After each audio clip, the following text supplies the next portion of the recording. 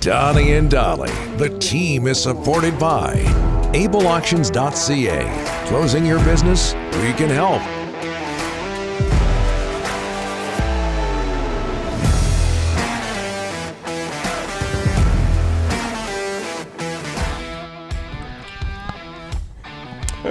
All right, a reminder that our show is presented by Able Auctions. A lot of fun with acronyms today, including FOMO. John Shannon joins us now, NHL Analyst, co-host of the Bob McCown podcast. How are you, sir? I'm great. I'm more concerned about BOGO. You got me. Buy one, get one free. Okay. Come on, BOGO. Okay. Right. Wherever you go, there's a BOGO sign. I'm in. Did you know about FOMO? Had you heard it before? I was afraid I was going to miss out on something there. So. Okay. I guess Rick and I are the only ones. Yeah.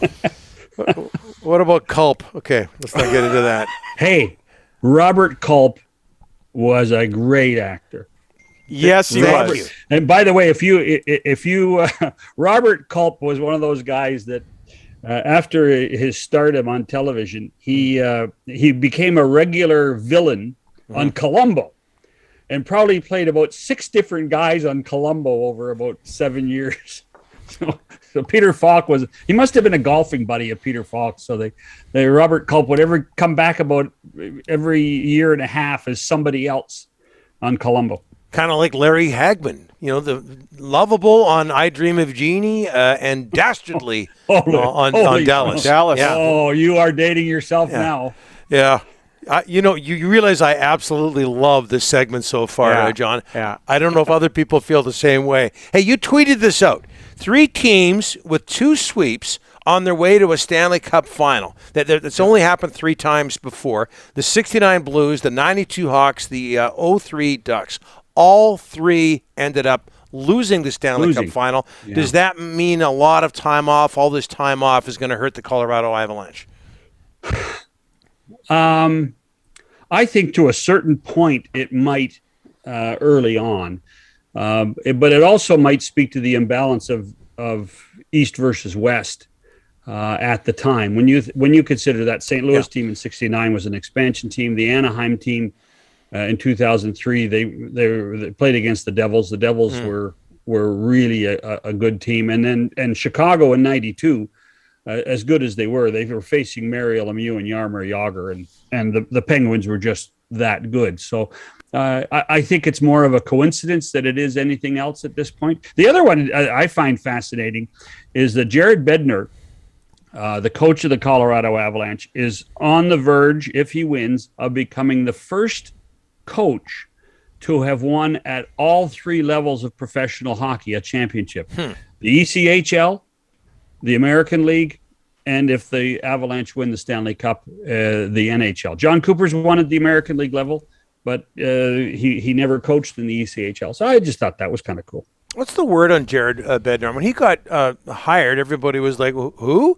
And now, as the years have gone by, a lot of success, people just assume it's all about the players. How much credit does he deserve? I think he deserves some. I think that the guy who deserves more on Bednar being there is Joe Sakic. I think Jared, first of all, I knew of Jared because a couple of friends of mine work with the Columbus Blue Jackets, and he was in the Blue Jacket system coaching in Lake Erie in the American League when they won that championship. And they said very nice things about him. They were very positive about him. He got thrown to the Wolves by taking the job in Colorado so late in the summertime after Patrick Waugh walked away. And he's really, in many ways, had to learn on the job. And I think his biggest learning experience might have been last year in the playoffs when they were up 2-0 against the Golden Knights. And then he ripped the crap out of his own players. And I think that there were people starting to look at him and say, hey, you can't talk about Nathan McKinnon and Gabriel Landeskog and Mikko Rantanen that way. But Joe Sakic gave him a vote of confidence and extended them last summer. And to me, that told the players, hey, listen, the coach is in charge. And I think that they've had a very good season because of one of the many reasons, but I think that's one of the key reasons why they've had such a great season. John, I can't remember the last time the NHL had this many quality head coaches available. I mean, there is Trotz is out there, DeBoer, Cassidy, so many coaches. When do you expect some of these dominoes to fall? Well, I would not, the commissioner does not really like big announcements during the playoffs, particularly on game days. And I'm sure he doesn't want big announcements during the Stanley Cup final. But we're going to see two windows, Rick. I think we're going to see a window when this Tampa Rangers series ends before the final starts, either on the 15th or 18th. And then we're going to see another one, a very short window after the Stanley Cup final before the draft on the 7th. So I would think that we're probably going to see at least one or two hiring happen maybe as early as next Monday when there aren't any games. We know there aren't going to be any games really unless there's a game 7 on Monday night, but then we have then a full week until the 18th before the series starts in Denver. So I think next week is when we're going to start hearing of things. And let's face it, I think that there's no hurry at this point. People aren't making trades. People are still plotting. The key date for those teams that aren't in the final is the 7th, and which is the draft. And I don't know how important coaches are to the draft other than saying, no, I really like this guy. I don't want you to get rid of him. Yeah. Ken Holland had his interview with the media, season over for the Oilers.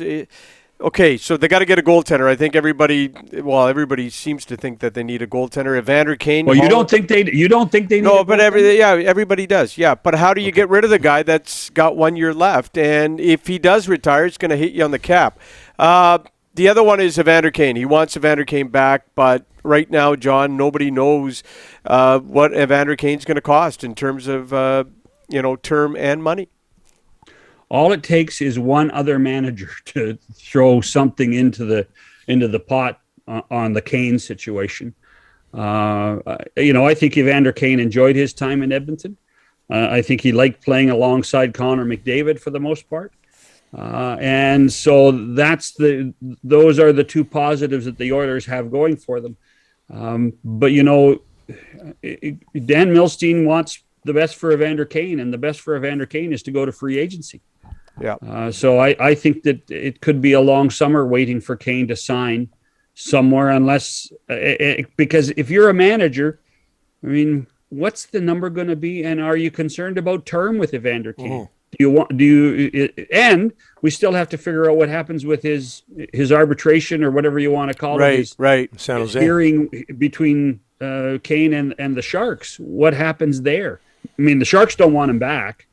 So the arbitrator is probably going to try to find a way to make it work for both sides, I suspect. But, is he owed money in San Jose or is he not? And that's really the key issue. Game 5, the Lightning and Rangers tonight. But I just want to switch gears for a second before I let you go, John. Ticket sales for the BC Lions. You're a BC kid. I know that. Mm-hmm. Tickets for the BC Lions season opener are excellent. They're going to open up a portion of the Upper Bowl, John. I don't know if you're aware of that. You had Randy Ambrosi on your Bob McCowan podcast recently. What's your read on the CFL right now? Well, my read on the CFL is the same issue that has been there for the last 10 years, and is that this is a really strong league in 6 cities. And unfortunately, the top 3 cities are the 3 largest cities. I live halfway between Hamilton and Toronto. If you go to Hamilton, it's Tiger Cats all the time. If you go to Toronto, they say, well, who are the Argos? Yeah. So they have a great television partner. TSN has done a marvelous job for the CFL. They really have, just a marvelous job. I think they continue to do that. That's the best thing that the CFL has going for them. But at the same time, I think that there have to be some concerns about how you create awareness in Toronto, Montreal, and Vancouver. And I'm happy that the sales for the game in Vancouver are solid, but tell me that's not for the concert. That's the concern I have. If those people come back for the second game to watch the Lions play, great. It is such a good league. It's such a good sport. You're right. I grew up on the CFL. Yeah. I grew up on the BC Lions. I mean, I loved Joe Cap. I even had a soft spot for Paul Brothers and Don Moorhead. Connie. Yeah. Not that soft, but I did. It was one of those. They drove me nuts every week. Yeah. They drove me nuts. You know when Don Moorhead and Paul Brothers were big, John? It's around the time Robert Culp was big. You're absolutely right. Hey, listen, Don Moorhead was at Michigan. Yeah. Paul Brothers was at Oregon. Yeah. These big were deal. big college football, and then in between was Don Bunce. Yes. Remember Don Bunce? Stanford. From Stanford. Yeah. From Stanford. Well, that's when the Lion and Johnny Musso from Alabama. You and I could go on and on about this. Lefty Hendrickson, Mercedes Solis. He was my favorite player as a kid. Who's that? He was my favorite. Lefty? Lefty Hendrickson. Yeah. He was my favorite player. I wanted to be tight end for the BC Lions. How'd that go? I'm here in my basement. Doing our show. Yeah. John, thanks for this. By the way, you know what I'm going to do now just to relax? Catch some balls? I don't know what. Mow my lawn. Oh, okay. Oh. And then you can drive a standard afterwards. My lawn. Yeah. I can drive a standard, baby. Don't you worry about that. Same here. I love it. John, thanks so much. Go Lions, go. I'll sing the song next week. Okay. We'll hold you to that, depending on how they do. Thanks, John. John Shannon. He can go on and on about the old times. He has company there with somebody in the studio.